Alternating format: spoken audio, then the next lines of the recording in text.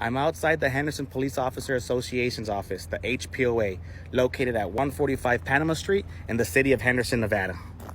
On October 13, 2022, at around midnight, Henderson Police Officer Gary Hargis and president of the HPOA left this building intoxicated to go home for the night. He was off duty. I say he was intoxicated because he actually hit a motorcyclist and fled the scene. Felony because there was injuries.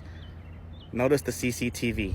And also, there was a witness inside this building, another officer that saw him leave. So Henderson Police Officer Gary Hargis hits a motorcyclist, flees the scene, and one of the witnesses that was with that motorcyclist followed Gary Hargis to his home. Per the witness, Officer Gary Hargis was intoxicated and even said, "Hey, he hit me." The witness contacted 911, gave the dispatcher the information, and the dispatcher quickly realized that it was an HPD officer. So behind the scenes, after dispatch contacted their supervisors, they found out it was Officer Gary Hargis, and they didn't send an officer to his house until 3 a.m., 3 hours after the crash. Officers went to investigate, and of course, Officer Gary Hargis never answered the door. Why? Because he was intoxicated. A conviction for felony hit and run with injuries is a mandatory 2-year prison sentence if convicted. But of course, if you're a Henderson police officer, white, or LDS, mandatory means nothing. Because officers at 3 a.m. were unable to locate Officer Hargis, they went the following morning. And Officer Hargis said that he had been in bed by 10:30 p.m. the following night. Liar, liar, pants on fire. But you see, this building has CCTV surveillance.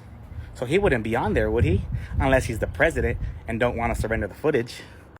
During an internal affairs investigation that lasted several months at the taxpayer expense, the allegations were sustained against Officer Hargis for untruthfulness. But guess what? On behalf of the HPOA, Clark County District Attorneys and judges received political donations. And because DAs and judges love putting on their banner for re-election, police endorsed.